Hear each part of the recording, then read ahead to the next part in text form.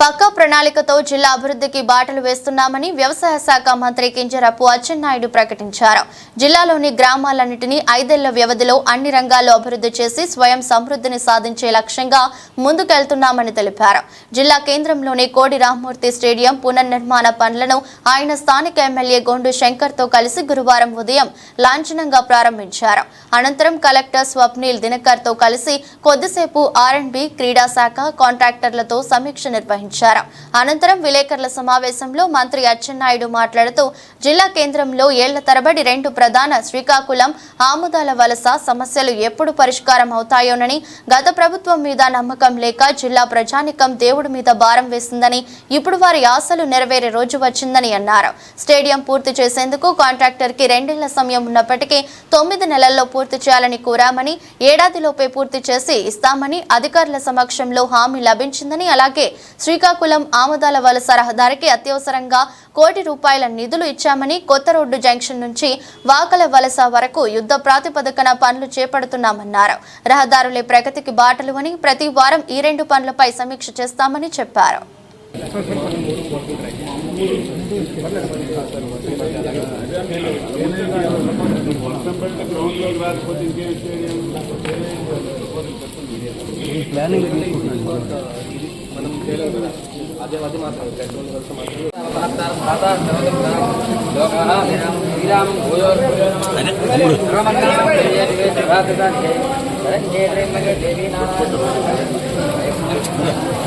Apil nubu. Dravante raja va dravante va prasti. Dravante indra sratra bhumma agne vacha. Yan kendhara sarvam prithema. Mahyam namanta predasva. Ya dikkena putana deva. Amareva mahela sarvendra vacha. Amuda visharakti mama sarvamatu. Mahyam madapona kame deva mahela. Ya sira deva mahela kotara.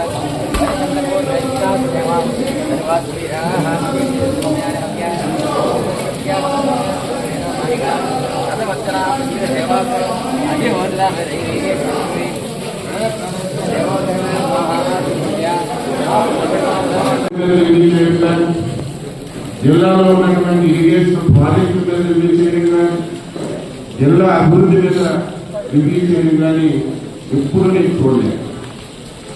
మీకు ఒక best example, గత 5 సంవత్సరాలు వంశధార నీరు చివరి ప్రాంతాల వాళ్ళు చూసి 5 సంవత్సరాలు అయింది. 5 సంవత్సరాలు వంశధార నీరు చూడలేదు. నేను మంత్రిగా బాధ్యత తీసుకున్న తర్వాత ప్రభుత్వం చేంజ్ అయింది. ఈ మార్పు కొంతైనా ప్రజల్లో కనిపించాలని చెప్పి నేను మొదటి అంశంగా వంశధార నీరు ఎట్టి పరిస్థితిలో చివరి ప్రాంతాలకు వెళ్ళాలి, ప్రతి ఎకరాకి ఇవ్వాలని చెప్పి ఒక ఆలోచన చేసి కార్యక్రమాన్ని తీసుకున్నాను. దానికి పెద్ద డబ్బు ఖర్చు కాలేదు. ఆలోచన ఉండాలి, అవగాహన ఉండాలి, చేసే విధానం ఉండాలి. మ్యాక్సిమం ఒక 90 లక్షల రూపాయలు ఖర్చు పెట్టాను. ఇన్ని లక్షల కోట్ల బడ్జెట్ ఉన్నటువంటి ప్రభుత్వంలో ఒక 90 లక్షలు తాత్కాలికంగా ఖర్చు పెట్టి దాదాపుగా 1,70,000 ఎకరాలకు నీరు ఇచ్చామంటే ఎందుకంటే తృప్తే ఉంటుంది. ప్రభుత్వం అని చెప్పి ఒక 45 లక్షలు ఇప్పించాం. ఆ రోజు కలెక్టర్ గారికి చెప్పి మినరల్ డెవలప్మెంట్ ఫండ్ నుంచి మీరు కొంత ఇవ్వండి, డబ్బుగా నాకు ఇవ్వండి, మళ్ళీ మీకు నేను ఇస్తానని చెప్పి కలెక్టర్ గారు చెప్తే ఈ 2 ఫండ్స్తో మినిమం వర్క్స్ అన్ని కూడా చేసి తైలానికి నీరించాం. అది కూడా ఎప్పుడు కూడా నేను చాలాసార్లు పాత కలెక్టర్ కూడా చెప్పాను, ప్రజలకు ఖాళీ లేకపోతే మీరేనా దృష్టి పెట్టండి. మీరు ఎప్పుడు చివరి నిమిషంలో నీరు వదులుతారు. ఆ నీరు అందరికీ అవసరం ఉంది, చివరికి వెళ్ళకుండా ఎక్కడికక్కడ దాన్ని పాస్ చేసేస్తారు. మీరు వదలలేదు ఒక 20 రోజుల ముందు విడిచి పెడితే మొదట ఉన్న వాళ్ళకు వాటికి అవసరం ఉండదు. ముందు టైరానికి వెళ్ళడానికి అవకాశం ఉంటుంది. ఎక్కడైనా ఒకరు ఇబ్బంది పెడితే పోలీసు బందోబస్తు పెట్టైనా సరే చివరికి మనం నీరు ఇస్తే మనకి ప్రదర్శన ఉంటుందని చాలాసార్లు చెప్పారు. అయితే మన మాట చెల్లుపడతారు. ఈసారి మనకు అవకాశం ఉంటుంది కాబట్టి వంశధార 20 రోజుల ముందే విడిచిపెట్టారు. మధ్యలో ఎవరు కూడా డైవర్ట్ చేయకుండా స్ట్రిక్ట్గా నిర్ణయం తీసుకొని ఈరోజు పలాసాకి వజ్రపోతులకి నా టైలర్ మూలపేట వరకు నేను రైతులు ఆనందం చూస్తుంటే ఒక నాయకుడిగా అందుకంటే తృప్తి కోరుతుంది. కాబట్టి యంగ్ కలెక్టర్ గారు వచ్చారు, యంగ్ ఎమ్మెల్యే ఉన్నారు, జిల్లాలో అందరం కలిసాం. నాకు కూడా అనుభవం ఉంది. అందులో ఈ శ్రీకాకుళం జిల్లాలో 90% మంది ప్రజలకు సేవ చేసే అవకాశం చంద్రబాబు నాయుడు గారు నాకు ఇచ్చారు. సుదీర్ఘమైన తీర ప్రాంతం, మత్స్యకారులకు న్యాయం చేయొచ్చు, వ్యవసాయం మీద ఆధారపడి ఉంది, వ్యవసాయ శాఖ నా దగ్గరే ఉంది. ఈ జిల్లాలో పాడి పరిశ్రమ అది కూడా మన దగ్గరే ఉంది. ఈ జిల్లాలో ధాన్యం ఎక్కువ పడతారు, గోడల సదుపాయాలు లేక చాలా అవసరం పడుతున్నారు. వేర్ హౌసింగ్ కార్పొరేషన్ కూడా మన దగ్గర ఉంది. నేను అన్ని రివ్యూ చేస్తాను, పూర్తి అవగాహన ఉంది. ఇది ఒక మంచి కాంబినేషన్ వచ్చింది.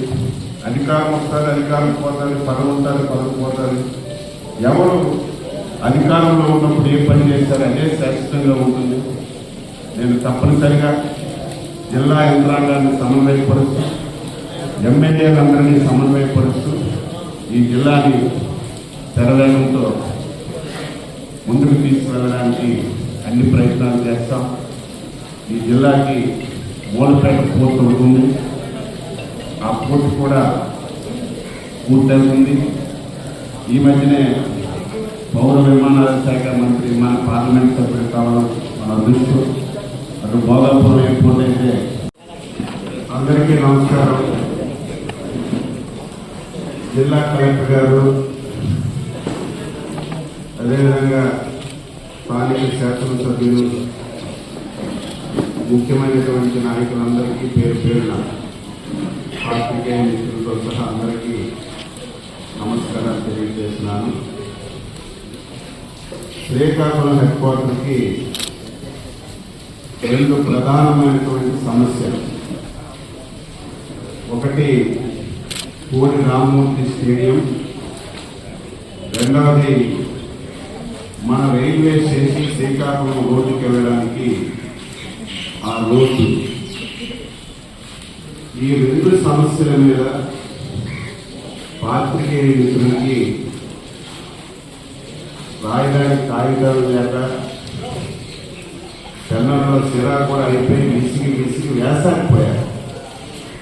అంటే ఏదో ఒక రకంగా ఈ 2 సమస్యలు పరిష్కరిస్తే జిల్లా ప్రజానీకానికి, అందులో హెడ్ క్వార్టర్లో ఉన్నటువంటి ప్రజానీకానికి మేలు జరుగుతుందని చెప్పి మీరు చాలా ప్రయత్నం చేశారు.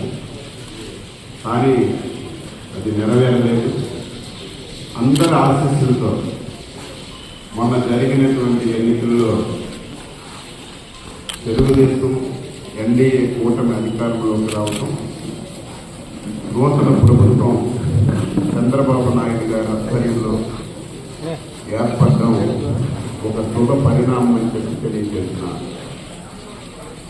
అధికారం వచ్చింది, ప్రభుత్వం ఏర్పడిందని సంతోషం ఒక పట్టుకున్నా సరే, నేను చాలా మంది ముఖ్యమంత్రులు చూశాను. ఇది నేను 6వసారి ఎమ్మెల్యే.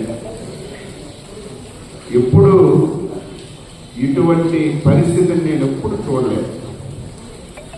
దాదాపుగా 65% ప్రాతినిధ్యం వహిస్తున్నటువంటి మంత్రిత్వ శాఖ నేను చూస్తున్నాను. నా దగ్గర 9 శాఖలు ఉన్నాయి. ఈ మధ్య అన్ని శాఖల మీద ఒక్క పైసా లేదు. లేకపోయినా పర్వాలేదు, కానీ ప్రతి శాఖలో వేల కోట్ల రూపాయల బకాయిలు పెట్టి శాఖలన్నీ కూడా అస్తవ్యస్తం చేసి ఈరోజు ప్రభుత్వాన్ని మాకు చేర్పించారు. అందులో స్టేడియం ఇది నాకు అత్యంత ఇష్టమైనటువంటి కార్యక్రమం. నేను 2014-19లో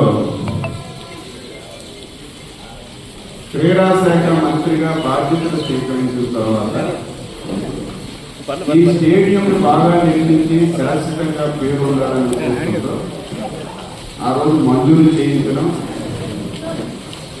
డిజైన్స్ అన్ని కొన్ని ఆలస్యమైనా సరే, మనసు కొన్ని ఇబ్బందులు ఉంటే టైఅప్ చేసి అన్ని ఏర్పాట్లు కూడా చేశాం. దురదృష్టవశాత్తు 19లో అధికారం కోల్పోయిన తర్వాత ఈ స్టేడియం పరిస్థితిని మీ గురించి చెప్పవలసినటువంటి అవసరం లేదు. మీరు రాశారు, ప్రతిపక్ష పార్టీలన్నీ పోరాటం చేశారు.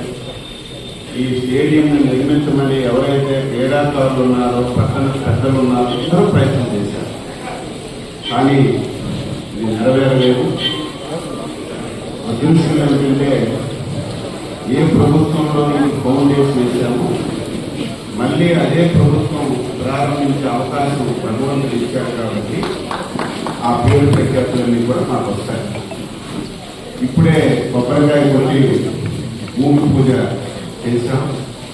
రేపటి నుంచే పనులు ప్రారంభిస్తారు. నేను, కలెక్టర్ గారు, ఎమ్మెల్యే గారు ముగ్గురు చాలా క్లోజ్గా ఎవ్రీడే ఈ పనుల మీద పర్యవేక్షణ